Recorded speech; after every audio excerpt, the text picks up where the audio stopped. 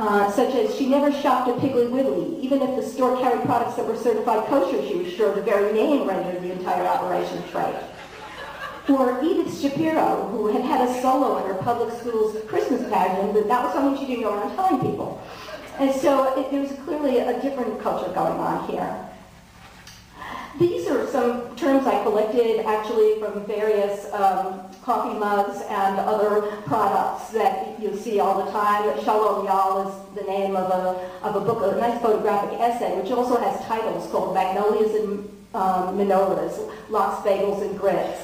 And there is a cookbook called Mazel Tov Yal. And one, in fact, it's the Natchez Seder that took place 2 years ago, featured matzo balls with gravy.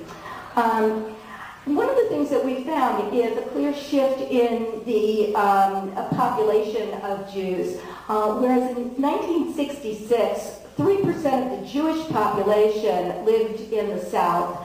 Today, 20% of the Jewish population lives in the South. Whereas in 1966, 84% lived in the East. Now it's closer to around 50%. This is of the Jews, of the Jewish population. One other test of the meshing of Southern and Jewish cultures I thought would be in the representation of Jewish language in newspapers aimed at non-Jewish audiences. And that is represented on the last table, but this is how I did it. And this is just the first item on the table there, and the rest you might want to look at a little bit later. I compared the appearance of certain terms. Here's the example for schlep. In southeastern newspapers, I chose 5 using LexisNexis. The Texas newspapers and 5 general newspapers. The Southeast I excluded Miami, and in the general and all of them I excluded any aimed at a Jewish audience. So in a 1-year period in 2003, schlep appeared 9 times, and I just happened to compare it to tote, for example, which occurred 345 times. And what I'm reporting is the ratio. In other words, it's not the absolute numbers, but the ratio of the Jewish term to some other term, which I'm then comparing in the different regions. So the general newspapers had a far greater schlep ratio at 0.19 to 1 than any of the other areas. The Southeast had the least at 0.03, and Texas was in between at 0.05. So the higher the number in each of these cases, the higher it will be on the scale of the Jewish index.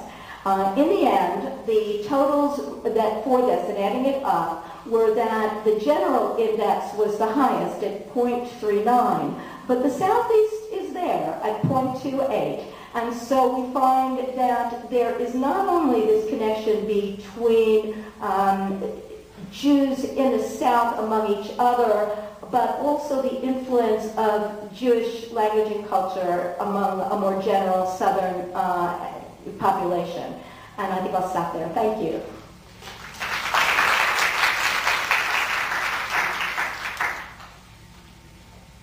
Questions or comments? Again, stand up and talk loud. I may be mistaken, but it seems to me that Miss Daisy is Jewish, and driving Miss Daisy, are you going to look at that work sometime in this larger project? Yeah, that's a good question. Driving Miss Daisy was written by Alfred Urey, and he wrote another book that a play actually, I'm more likely to use called The Last Night of Ballyhoo. And in it, it's set in Georgia in 1939, just when Gone with the Wind is coming out. In fact, the girls can't wait to see it. They're part of this German-descended Jewish group. In fact, their name is Freitag. So here they are in the South of German Jewish descent, totally interested in assimilation, except they don't go to the regular country club. They have their own, and that's what Ballyhoo is. So they're going to this on Christmas Eve when Jews don't have anything else to do. They have this kind of coming out party, and it's about that. In comes this northern Jew of Eastern European descent, lower class than these Jews, and he's northern, they're southern. And he says, Pesach, they say Passover.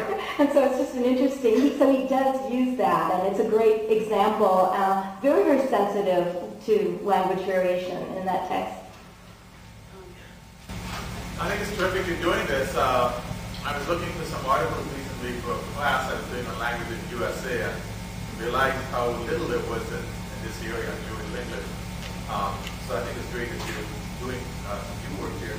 And of course, you know some of the work that Sarah Bernard is doing. Yes, indeed, actually. She has a website that I found terrifically useful, and some articles on the particular features of Jewish English. In fact, she talks about, for example, pronunciation of T among, but you would guess it, New York Jews. Everything is really about New York Jews. And what struck me in researching this is that the Southern Jews didn't come here from the North, and maybe now they are because there's great migration.